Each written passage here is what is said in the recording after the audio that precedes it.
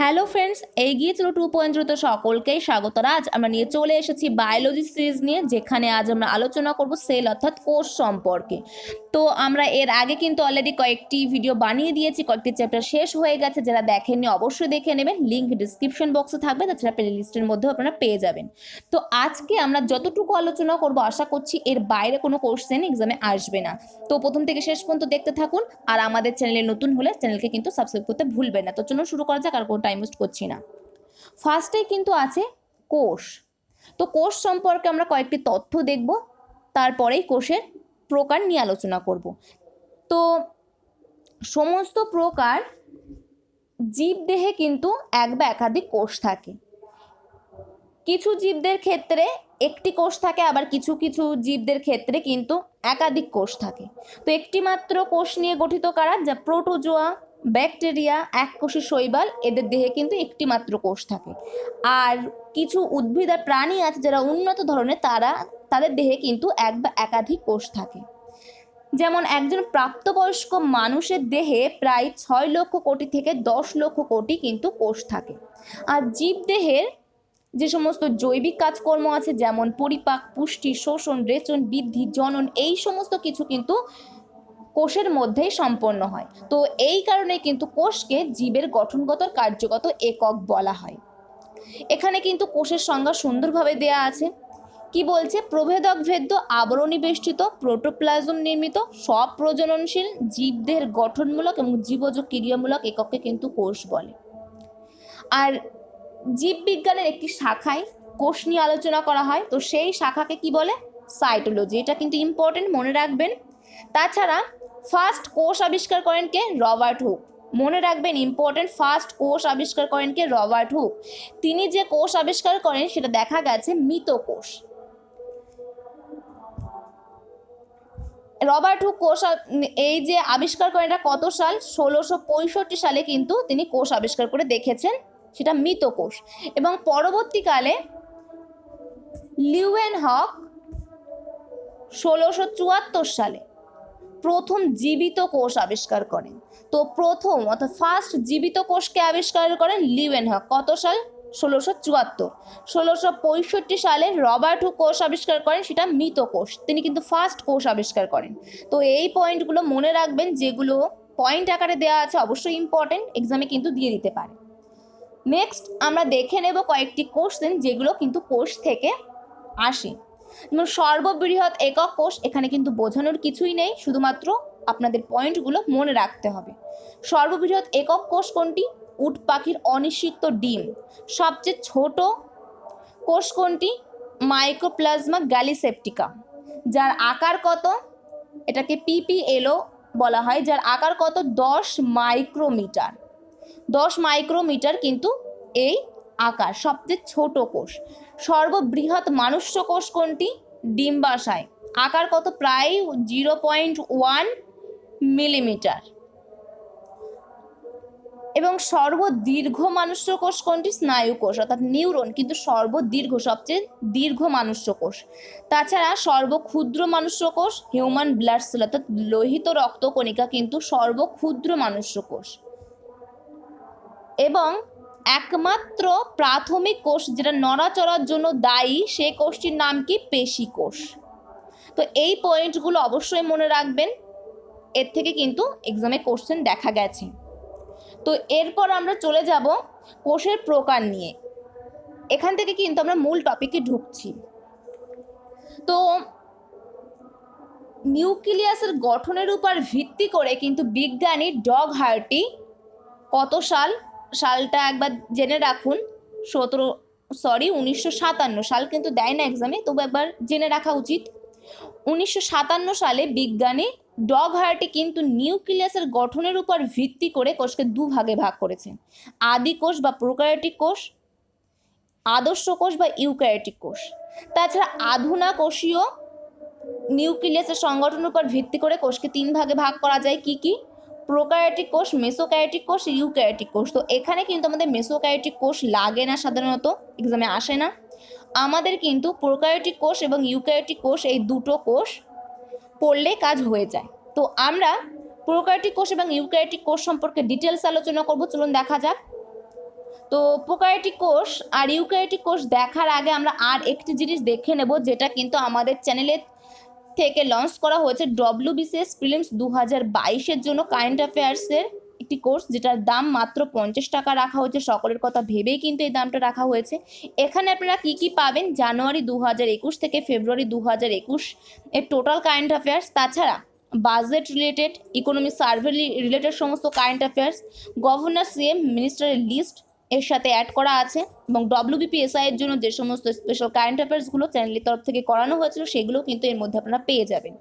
তাছাড়া প্রিলিমসের আগে পর্যন্ত যে মাসগুলো আছে সেই মাসের শেষে কিন্তু সেই মাসের কারেন্ট অ্যাফেয়ার্স এর মধ্যে অ্যাড হয়ে যাবে। কিনতে চাইলে কিনতে পারেন, লিঙ্ক ডিসক্রিপশন বক্সে দেওয়া থাকবে, আর কোনো রকম কোশ্চেন থাকলে এই আইডিতে মেল করতে পারেন। তো লিঙ্ক ডিসক্রিপশন বক্সে দেওয়া থাকবে, দাম মাত্র 50 টাকা। তো আমরা চলে যাব নেক্সট টপিকে। এখান থেকে কিন্তু আমাদের মূল টপিক শুরু, কি প্রোক্যারিওটিক কোষ। তো প্রোক্যারিওটিক কোষের যে পয়েন্টগুলো নিয়ে আসা হয়েছে এর মধ্য থেকে কিন্তু এক্সামে আপনারা কোশ্চেন দেখতে পাবেন। এই প্রোক্যারিওটিক কোষ কিন্তু কয়েকটি নিম্ন শ্রেণীর জীবের ক্ষেত্রে পাওয়া যায়, যেমন ব্যাকটেরিয়া, নীলাভ সবুজ শৈবাল, যার মধ্যে পড়ে অ্যানামিনা নস্টক, গ্লিওক্যাপসা ইত্যাদি। আর এর কয়েকটি বৈশিষ্ট্য এখানে পয়েন্ট আকারে আছে, যেমন এটার আকার কিন্তু খুবই ছোট, ইউক্যারিওটিক কোষের থেকে কিন্তু ছোট, আর এটা দুটো অংশ নিয়ে গঠিত, কোষ প্রাচীর এবং প্রোটোপ্লাজম। এখানে আমরা দেখতে পাচ্ছি সেল ওয়েল অর্থাৎ কোষ প্রাচীর, এই যে বেগুনি কালারের অংশটি এটি কিন্তু কোষ প্রাচীর, আর প্রোটোপ্লাজম এই দুটো অংশ নিয়ে কিন্তু গঠিত। তাছাড়া এর মধ্যে কিন্তু কোনো নিউক্লিয় জালক বা নিউক্লিয়ার মেমব্রেন থাকে না। নিউক্লিয়াস কিন্তু একটি মাত্র ক্রোমোজোম দ্বারা গঠিত হয় প্রোক্যারিওটিক কোষের নিউক্লিয়াস, আর এখানে কিন্তু রাইবোজোম নামে একটি পর্দাবিহীন কোষ অঙ্গাণু থাকে। তো আদি কোষ বা প্রোক্যারিওটিক কোষ যেখানে কিন্তু একটি পর্দাবিহীন কোষ অঙ্গাণু থাকে, নাম কি রাইবোজোম। রাইবোজোম নামে একটি পর্দাবিহীন কোষ অঙ্গাণু থাকে, আর এখানে কিন্তু কোনো পর্দা ঘেরা কোষ অঙ্গাণু থাকে না। পর্দা ঘেরা কোষ অঙ্গাণু কোনগুলো, যেমন mitochondria, Golgi bodies, plastid, centrosome, lysosome ইত্যাদি কিন্তু থাকে না। তাছাড়া এদের যে কোষ বিভাজন সেটা কিন্তু বিভাজন আর উপবৃদ্ধি এই পদ্ধতিতে সম্পন্ন হয়, পয়েন্ট আকারে কিন্তু দেওয়া আছে। আর এখানে কিন্তু কোনো নিউক্লিওলাস থাকে না। এখানে আপনারা ছবিতে দেখতে পাচ্ছেন প্লাজমা মেমব্রেন আর নিউক্লিয়াইড আছে একটা, যেটা DNA যুক্ত নিউক্লিয়াইড, এই জালক আকারে এটা দেখা যাচ্ছে। রাইবোজোম আছে, সাইটোপ্লাজম। তো এই পয়েন্টগুলো এখানে কিন্তু দেওয়া আছে। তো এই হচ্ছে প্রোক্যারিওটিক কোষ বা আদি কোষের ছবি, আর এটি কিন্তু খুব নিম্ন শ্রেণীর জীবদেহে পাওয়া যায়, যেমন ব্যাকটেরিয়া, নীলাভ সবুজ শৈবাল, এদের দেহে কিন্তু এই প্রোক্যারিওটিক কোষ বা আদি কোষ থাকে। তো এই পয়েন্টগুলো মনে রাখলে কিন্তু কাজ হয়ে যাবে এখান থেকে প্রোক্যারিওটিক কোষের। এরপর আমরা চলে যাব ইউক্যারিওটিক কোষ। তো প্রোক্যারিওটিক কোষ নিয়ে আমরা এইটুকুই আলোচনা করলাম। এরপর আমরা ইউক্যারিওটিক কোষ, যেটার পার্ট সবচেয়ে বড়, যেটার অংশগুলো কিন্তু চার্টের আকারে নিয়ে আসা হয়েছে, তার আগে দেখে নেব এর কয়েকটি বৈশিষ্ট্য। এই ইউক্যারিওটিক কোষ কিন্তু উন্নত উদ্ভিদ এবং প্রাণী কোষে পাওয়া যায় এই ইউক্যারিওটিক কোষ, আর এর যে নিউক্লিয়াস সেটা কিন্তু সুগঠিত। নিউক্লিয় পর্দা, নিউক্লিওলাস, নিউক্লিওপ্লাজম, নিউক্লিয় জালক এই চারটি অংশ নিয়ে গঠিত। তো নিউক্লিওলাস, এখানে দেখতে পাচ্ছেন নিউক্লিয়াস, এই যে, তো এই যে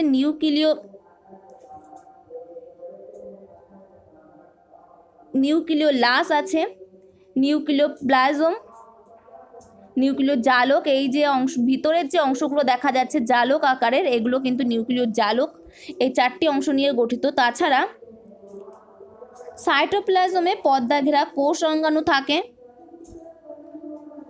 এবং আদর্শ নিউক্লিয়াস অঞ্চলটি কিন্তু নিউক্লিয় পর্দা দিয়ে ঘেরা থাকার জন্য সরাসরি সাইটোপ্লাজমের সংস্পর্শে থাকে না। এই যে নিউক্লিয়াস অঞ্চল, এটা নিউক্লিয় পর্দা এর সাহায্যে ঘেরা আছে। তো সেই কারণেই এই যে নিউক্লিয় পর্দা দ্বারা ঘেরা আছে, তো সেই কারণেই কিন্তু এটা সাইটোপ্লাজমের সংস্পর্শে থাকে না। সাইটোপ্লাজম এই যে পয়েন্ট আকারে দেওয়া আছে, এই যে সাইটোপ্লাজম। আর নিউক্লিয়াসে কিন্তু একাধিক ক্রোমোজোম থাকে।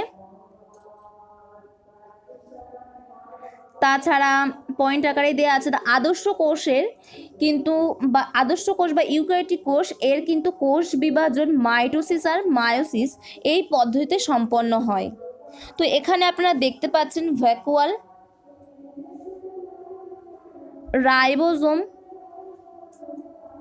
মাইটোকন্ড্রিয়া, গলগি বডিজ,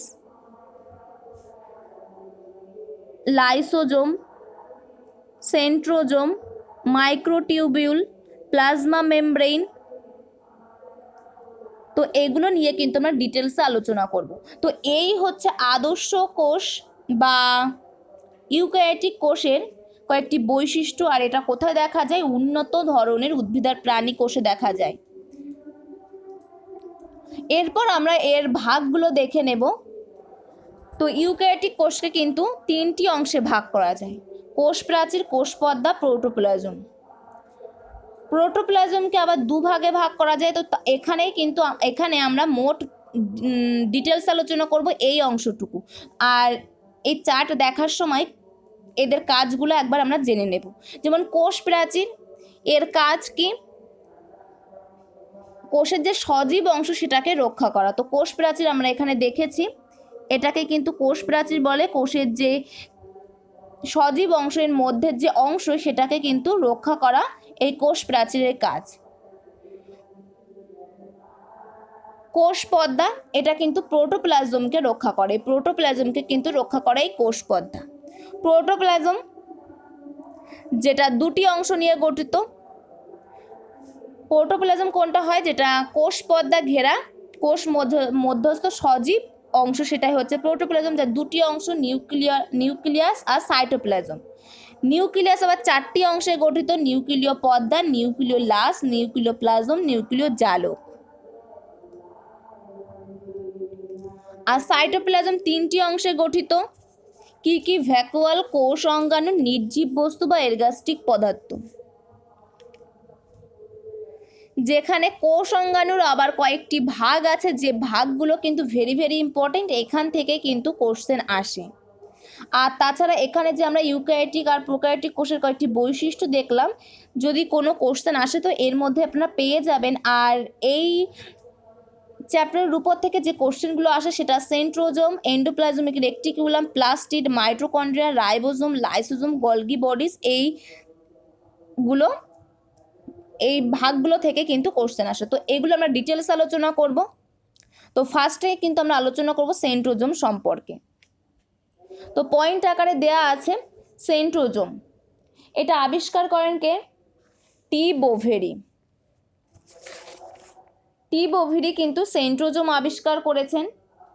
আর এটা দুটো অংশ সেন্ট্রোজোমের, সেন্ট্রিওল আর সেন্ট্রোস্ফিয়ার। এই যে দুটি অংশ সেন্ট্রিওল, এই সেন্ট্রিওল কিন্তু শুধুমাত্র প্রাণী কোষেই পাওয়া যায়, যেটা পয়েন্ট আকারে নিচে দেওয়া আছে। শুধুমাত্র প্রাণী কোষেই পাওয়া যায় এই সেন্ট্রিওল। আর এই সেন্ট্রোজোম, এটার প্রকৃতি কেমন? এটা সিলিন্ডার বা চোঙ আকৃতি, ছোট মাইক্রোটিউবিউল গঠন বিশিষ্ট হয় কিন্তু এই সেন্ট্রোজোম। আর এর কাজ কি? কোষ বিভাজনে সাহায্য করা কিন্তু সেন্ট্রোজোমের কাজ। তাছাড়া কোষ বিভাজনের সময় বেমতন্তু গঠনেও কিন্তু এই সেন্ট্রোজোম সাহায্য করে। তো এই হচ্ছে সেন্ট্রোজোমের কয়েকটি বৈশিষ্ট্য, কাজ এবং এর গঠন কেমন, কটি অংশ, কে আবিষ্কার করেছেন সেগুলো আমরা দেখে নিলাম। এখান থেকে মনে রাখবেন কে আবিষ্কার করেছেন, টি বোভেরি। আর সেন্ট্রিওল প্রাণী কোষে দেখা যায়, এটা মনে রাখবেন। তো এটা অতটা ইম্পর্টেন্ট নয়। নেক্সট আমরা চলে যাব এন্ডোপ্লাজমিক রেটিকুলাম। এন্ডোপ্লাজমিক রেটিকুলাম আবিষ্কার করেছেন কে? কেয়ার পোর্টাল এবং এ ক্লাউড। এই এন্ডোপ্লাজমিক রেটিকুলাম এটা কিন্তু উদ্ভিদ আর প্রাণী উভয় কোষেই পাওয়া যায়। উদ্ভিদ কোষেও পাওয়া যায়, প্রাণী কোষেও কিন্তু পাওয়া যায়। এটা দুই ধরনের হয়, মসৃণ ইয়ার অর্থাৎ এন্ডোপ্লাজমিক রেটিকুলাম, অমসৃণ ইয়ার অর্থাৎ অমসৃণ এন্ডোপ্লাজমিক রেটিকুলাম। যাদের কাজও এখানে দেওয়া আছে, মসৃণ ইয়ার অর্থাৎ মসৃণ এন্ডোপ্লাজমিক রেটিকুলামের কাজ কি? প্রোটিন সংশ্লেষে সাহায্য করা। অমসৃণ ইয়ার অর্থাৎ অমসৃণ এন্ডোপ্লাজমিক রেটিকুলাম এর কাজ কি? এটা লিপিড সংশ্লেষে সাহায্য করা, আর এটার প্রোটিন সংশ্লেষে সাহায্য করা। অমসৃণ প্রোটিন সংশ্লেষ করে আর মসৃণ লিপিড সংশ্লেষ করে। আর এন্ডোপ্লাজমিক রেটিকুলাম যেটার কাজ সাইটোপ্লাজমের কাঠামো গঠন করে, সাইটোপ্লাজমের রাসায়নিক বিক্রিয়াগুলিকে পৃথক রাখে এই এন্ডোপ্লাজমিক রেটিকুলাম। তো এই হচ্ছে এন্ডোপ্লাজমিক রেটিকুলাম। এরপর আমরা চলে যাব প্লাস্টিড। এটা কিন্তু ভেরি ভেরি ইম্পর্টেন্ট। প্লাস্টিড এখান থেকে কোশ্চেন পাবেন, মাইটোকন্ড্রিয়া থেকে কোশ্চেন পাবেন, রাইবোজোম থেকে পাবেন, লাইসোজোম থেকেও কিন্তু কোশ্চেন আসে, গলগি বডিস এখান থেকেও কিন্তু কোশ্চেন আসে। তো এই যে লাস্ট যে পয়েন্টগুলো নিয়ে আলোচনা করব, অংশগুলো নিয়ে আলোচনা করব, এগুলো কিন্তু ভেরি ভেরি ইম্পর্টেন্ট। তো প্লাস্টিড শুধুমাত্র উদ্ভিদ কোষে পাওয়া যায়, মনে রাখবেন শুধুমাত্র উদ্ভিদ কোষেই কিন্তু প্লাস্টিড পাওয়া যায়। আর এটার আকার কেমন? বিভিন্ন আকারের হতে পারে, যেমন গোলাকার, ডিম্বাকার, উপবৃত্তাকার ইত্যাদি আকারের কিন্তু প্লাস্টিড হয়। এটার প্রকৃতি, এটা টেনোপ্লাস্ট নামক পর্দা দ্বারা আবৃত একটি জীবিত কোষাঙ্গাণু এই প্লাস্টিড, যেটা একমাত্র উদ্ভিদ কোষেই পাওয়া যায়। তো উদ্ভিদ কোষে একমাত্র জীবিত কোষাঙ্গাণু কোনটি? প্লাস্টিড। এটা তিনটে ভাগ এই প্লাস্টিডের, ক্লোরোপ্লাস্ট, লিউকোপ্লাস্ট, ক্রোমোপ্লাস্ট। তো এই তিনটে ভাগ কিন্তু ভেরি ভেরি ইম্পর্টেন্ট। ক্লোরোপ্লাস্ট এখান থেকে কিন্তু কোশ্চেন অবশ্যই আসে, যদি এই চ্যাপ্টারের উপর থেকে বা এই টপিকের উপর থেকে কোশ্চেন পান, প্লাস্টিডের উপর থেকে কিন্তু আসার চান্স খুব বেশি। মাইটোকন্ড্রিয়া, লাইসোজোম, গলগি বডিস এর উপর থেকে কিন্তু কোশ্চেন আসে। তো ক্লোরোপ্লাস্ট যেটা সবুজ বর্ণের হয়, ক্লোরোপ্লাস্ট সবুজ বর্ণের, এটা কিন্তু এর কাজ কি? সালোক সংশ্লেষে সাহায্য করে এই ক্লোরোপ্লাস্ট। এই যে ক্লোরোপ্লাস্ট সালোক সংশ্লেষ বা খাদ্য সংশ্লেষ, খাদ্য সঞ্চয়ে সাহায্য করে, সেই জন্য কিন্তু একে কোষের রান্নাঘর অর্থাৎ কিচেন অফ সেল বা শর্করা জাতীয় খাদ্যের কারখানা অর্থাৎ factory of synthesis of sugar কিন্তু বলা হয় এই ক্লোরোপ্লাস্টকে।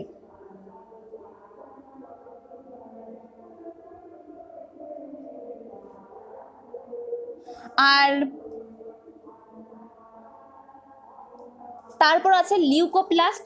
লিউকোপ্লাস্ট হচ্ছে বর্ণহীন, এটার কোনো বর্ণ নেই। আর এই যে কোষাঙ্গাণু লিউকোপ্লাস্ট, এর মধ্যে কিন্তু স্টার্চ, লিপিড, প্রোটিন এইগুলো সঞ্চিত থাকে। তারপর হচ্ছে ক্রোমোপ্লাস্ট। এটা কিন্তু হলুদ আর কমলা বর্ণ, যে সমস্ত ফুল আর ফল পাওয়া যায় হলুদ আর কমলা বর্ণ, সেগুলো কিন্তু ক্রোমোপ্লাস্টের জন্যই হয়। ক্রোমোপ্লাস্টকে আবার দুভাগে ভাগ করা যায়, ক্যারোটিনয়েড, অ্যান্থোসায়ানিন। ক্যারোটিনয়েড আর অ্যান্থোসায়ানিন। তো ক্যারোটিনয়েড যেটা জলে অদ্রাব্য আর অ্যান্থোসায়ানিন জলে দ্রাব্য। ক্যারোটিনয়েড কিন্তু হলুদ আর কমলা বর্ণের জন্য দায়ী, যেমন গাজরের রং কমলা, তো গাজরে কিন্তু ক্যারোটিনয়েড থাকে। অ্যান্থোসায়ানিন একটু আগেই বললাম জলে দ্রাব্য, আর এটা লাল আর নীল বর্ণের জন্য দায়ী। যেমন বিটরুট লাল বর্ণের হয়, তো বিটরুটে কিন্তু অ্যান্থোসায়ানিন থাকে।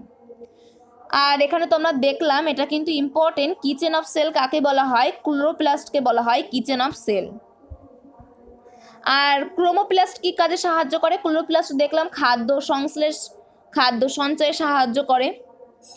আর ক্রোমোপ্লাস্ট কি কাজে সাহায্য করে?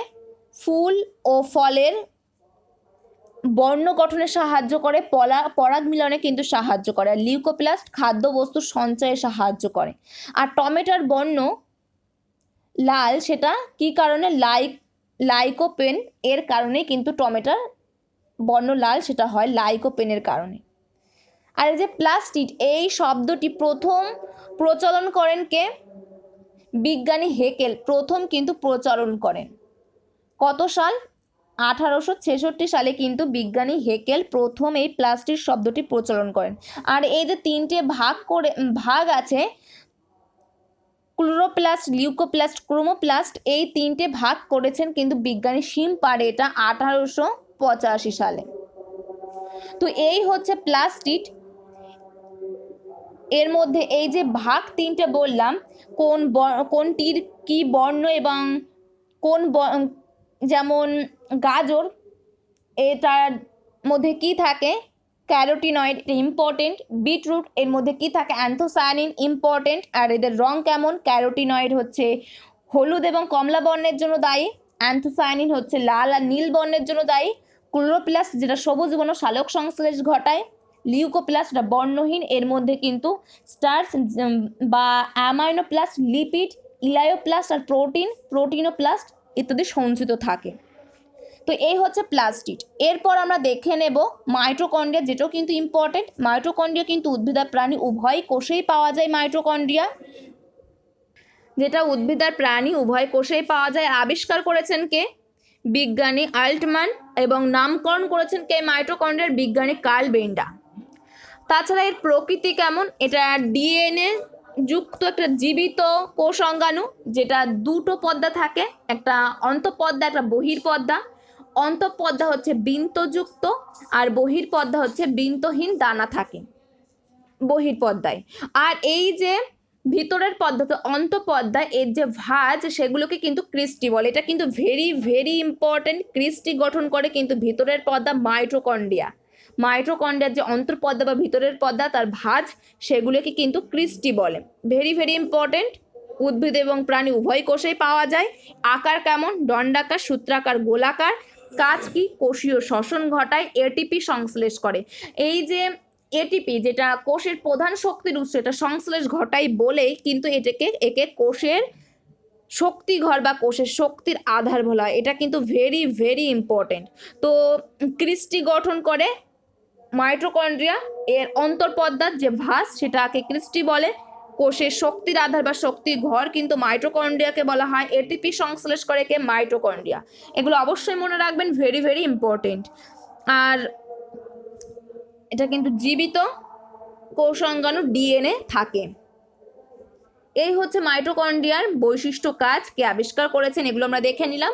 এটুকু জানলেই কিন্তু আমাদের হয়ে যাবে। এর মধ্যে থেকে কিন্তু কোশ্চেন চলে আসে। তো প্লাস্টিকটা একটু মনে রাখার চেষ্টা করবেন। এখানে কিন্তু প্রচুর তথ্য আছে যেগুলো পুরোপুরি নিয়ে আসা সম্ভব হয়নি, প্রচুর মুখে বলা হয়েছে, অবশ্যই মনে রাখবেন। এরপর আমরা চলে যাব রাইবোজোম। রাইবোজোমও কিন্তু আমাদের ইম্পর্টেন্ট। রাইবোজোম কিন্তু আদি কোষ এবং আদর্শ কোষ অর্থাৎ প্রোক্যারিওটিক কোষ, ইউক্যারিওটিক কোষের মধ্যে পাওয়া যায়। যেমন আদি কোষ বা প্রোক্যারিওটিক কোষের সাইটোপ্লাজমে পাওয়া যায়।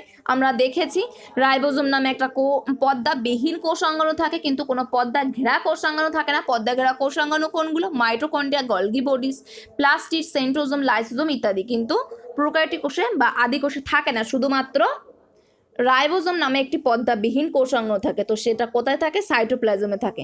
আর আদর্শ কোষের ক্ষেত্রে কিন্তু নিউক্লিওলাসে থাকে, নিউক্লিয় পর্দায় থাকে। ইআর এর গাত্রে মানে গায়ে থাকে। ইআর মানে কি, এন্ডোপ্লাজমিক রেটিকুলাম, এখানে কিন্তু অবস্থান করে। আর এটা কিন্তু প্রোটিন এবং আরএনএ দ্বারা গঠিত এক প্রকারের কণিকা, এই রাইবোজোম। আর প্রোক্যারিওটিক কোষ অর্থাৎ আদি কোষের ক্ষেত্রে এটি 70S প্রকৃতির হয়। ইউক্যারিওটিক কোষ অর্থাৎ আদর্শ কোষের ক্ষেত্রে এটি 80S প্রকৃতির হয়। আর এর প্রধান কাজ কি, রাইবোজোমের প্রোটিন সংশ্লেষ করা। তো রাইবোজোমের যেহেতু প্রধান কাজ প্রোটিন সংশ্লেষ করা, সেই কারণে একে কিন্তু কোষের প্রোটিন তৈরির কারখানা অর্থাৎ প্রোটিন ফ্যাক্টরি অফ সেল বলা হয় রাইবোজোমকে। অবশ্যই মনে রাখবেন, প্রোটিন ফ্যাক্টরি কাকে বলা হয় বা প্রোটিন তৈরি কারখানা রাইবোজোম। আর এর যে প্রথম নামকরণ করেন রাইবোজোমের, সেটা প্যালাডে। সালটা মনে রাখুন, একটু দেখে নিন। 1955 সালে কিন্তু প্যালাডে এই রাইবোজোমের প্রথম নামকরণ করেছেন। তো এখান থেকে ইম্পর্ট্যান্ট হচ্ছে এর কাজ, রাইবোজোমের কাজ প্রোটিন সংশ্লেষ করা। কাজ কিন্তু প্রত্যেকেরই ইম্পর্টেন্ট। রাইবোজোম এটার একটু বেশি important. Protein factory of cell বলা হয় কারণ এটা প্রোটিন সংশ্লেষ করে, সেই কারণেই।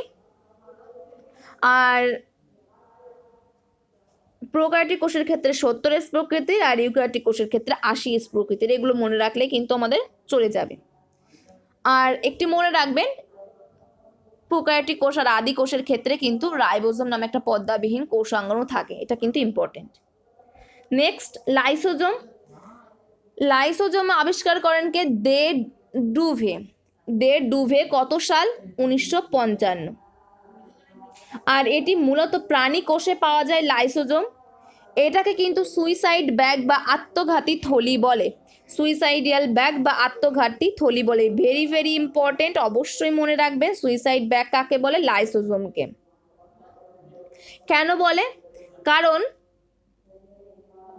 এই যে কাজ সেটাই প্রথম থেকে বলে দিই। কোষীয় অঙ্গাণুর পরিপাক ঘটায় এই লাইসোজোম। উৎসেচকের সাহায্যে কোষের মধ্যে বিভিন্ন যে অঙ্গাণু আছে সেগুলো হজম করে কোষের মৃত্যু ঘটায় এই লাইসোজোম। তো কোষের মধ্যে বিভিন্ন অঙ্গাণুকে হজম করে কোষের মৃত্যু ঘটায় বলেই কিন্তু কে সুইসাইডিয়াল ব্যাগ বা আত্মঘাতী থলি বলে। আর তাছাড়া এর মধ্যে কিন্তু হাইড্রোলাইটিক উৎসেচক এই থলিটাও কিন্তু থাকে। আর এটার প্রকৃতি কেমন? এটা থলির নয় ভেসিকল যুক্ত জীবিত কোষ অঙ্গাণু। এই হচ্ছে লাইসোজোম। লাইসোজোম আমরা দেখে নিলাম। এরপর আমরা চলে যাব আমাদের লাস্ট আছে যেটা গলগি বডিস বা গলগি বস্তু, যেটা আবিষ্কার করেন ক্যামেলিও গলগি। কত সাল? 1958 সালে কিন্তু ক্যামেলিও গলগি বডিস আবিষ্কার করেন। এটার প্রকৃতি কেমন? এটা Golgi body tubules, vesicle, Golgi vacuole দ্বারা গঠিত। তাছাড়া এটা চ্যাপ্টার থলির মতো একটি পর্দা বেষ্টিত অঙ্গাণু। এটার কাজ কি? বিভিন্ন বস্তুর ক্ষরণে সাহায্য করে, প্রোটিন সংশ্লেষ ঘটায়, উৎসেচকের সঞ্চার ভাণ্ডার রূপে কাজ করে, তাছাড়া বিভিন্ন স্টেরয়েড হরমোন সংশ্লেষ করে। এটা কিন্তু ভেরি ভেরি ইম্পর্টেন্ট। এটা উদ্ভিদ হবে। উদ্ভিদ কোষের যে গলগি বস্তু বা গলগি বডি সেটাকে কিন্তু বলা হয় ডিকটিওজোম। কি? ডিকটিওজোম। উদ্ভিদ কোষের, এখানে উদ্ভিদটা লেখা পড়েনি, এটা কিন্তু ভেরি ভেরি ইম্পর্টেন্ট, অবশ্যই মনে রাখবেন। উদ্ভিদ কোষের গলগি বডিকে কি বলে? ডিকটিওজোম। তাছাড়া গলগি বডিকে কিন্তু কোষের ট্রাফিক পুলিশ বলা হয়। ট্রাফিক পুলিশ অফ সেল, মনে রাখবেন, ট্রাফিক পুলিশ অফ সেল কিন্তু বলা হয় গলগি বডিকে। কাজ? বিভিন্ন বস্তুর, এক কথায় বলতে গেলে এর যে মুখ্য কাজ হচ্ছে হরমোন এবং উৎসেচক নিঃসরণ করা। হরমোন আর উৎসেচক নিঃসরণ করা হচ্ছে গলগি বডির কাজ। তো আমরা একটু ইম্পর্টেন্ট পয়েন্টগুলো দেখে নেব। এখানে যেমন উদ্ভিদ কোষের গলগি বডিকে ডিকটিওজোম বলে। কাজ? হরমোন উৎসেচক সহায়তা করা। একে ট্রাফিক পুলিশ অফ সেল বলে গলগি বডিকে। লাইসোজোম, যেটাকে সুইসাইডিয়াল ব্যাগ বা আত্মঘাতী থলি বলে, কারণ কোষ মধ্যস্থ বিভিন্ন অঙ্গাণুগুলিকে হজম করে কোষের মৃত্যু ঘটায়। তাছাড়া হাইড্রোলাইটিক উৎসেচক, এই থলিটাও কিন্তু লাইসোজোমের মধ্যে থাকে। এটা মূলত প্রাণী কোষে পাওয়া যায়। এগুলো পড়লেই কিন্তু যথেষ্ট। রাইবোজোম, যেটার প্রধান কাজ প্রোটিন সংশ্লেষ করা, ভেরি ভেরি ইম্পর্টেন্ট, সেই কারণে কিন্তু একে প্রোটিন ফ্যাক্টরি অফ সেল বলে। এরপর চলে যাব মাইটোকন্ড্রিয়া, যেটা শক্তিঘর, কোষের শক্তিঘর বলা হয়। আর মাইটোকন্ড্রিয়ার যে অন্তঃপর্দার ভাঁজ সেগুলোকে কিন্তু ক্রিস্টি বলে। এটা কিন্তু ভেরি ভেরি ইম্পর্টেন্ট। এটি এটিপি সংশ্লেষ ঘটায়, কোষীয় শ্বসন ঘটায় ইত্যাদি। উদ্ভিদ প্রাণী উভয় কোষেই পাওয়া যায়। প্লাস্টিডের ক্ষেত্রে প্রচুর কোশ্চেন ইম্পর্টেন্ট। এর যে 3টে ভাগ আছে, ভাগের বর্ণগুলো ইম্পর্টেন্ট। তাছাড়া ক্লোরোপ্লাস্টকে কিচেন অফ সেল বলে। টমেটোর বর্ণ লাল কিসের কারণে? লাইকোপেনের কারণে। এগুলো কিন্তু ইম্পর্টেন্ট। তো এই হচ্ছে আজকের টপিক। যদি ভিডিওটা ভালো লেগে থাকে একটি লাইক করবেন এবং সকলের মধ্যে শেয়ার করে দেবেন, যাতে একটু বেশি ভিউ হয়, ভিডিও করার উৎসাহটা একটু বাড়ে, এই কারণেই শেয়ার করার কথা বললাম। আর এই ধরনের ভিডিও আরও পাওয়ার জন্য চ্যাপ্টার ওয়াইজ ডিটেলস আলোচনা, প্রত্যেকটি সাবজেক্ট অর্থাৎ ফিজিক্স, কেমিস্ট্রি, বায়োলজি, তাছাড়া বিভিন্ন এক্সামের আগে কিন্তু সেই এক্সামের প্র্যাকটিস সেটও করানো হয়। তো এই সমস্ত কিছুর আপডেট পেতে হলে কিন্তু আমাদের চ্যানেলকে সাবস্ক্রাইব করতে হবে, বেল আইকনটি প্রেস করে রাখতে হবে, ঠিক সময় আপডেট পেয়ে যাবেন। তো বন্ধুরা, আজকের মতো গুড বাই। আজকে এখানেই শেষ করছি। পরবর্তী ভিডিওতে কিন্তু আমাদের আবার দেখা হচ্ছে। Thank you.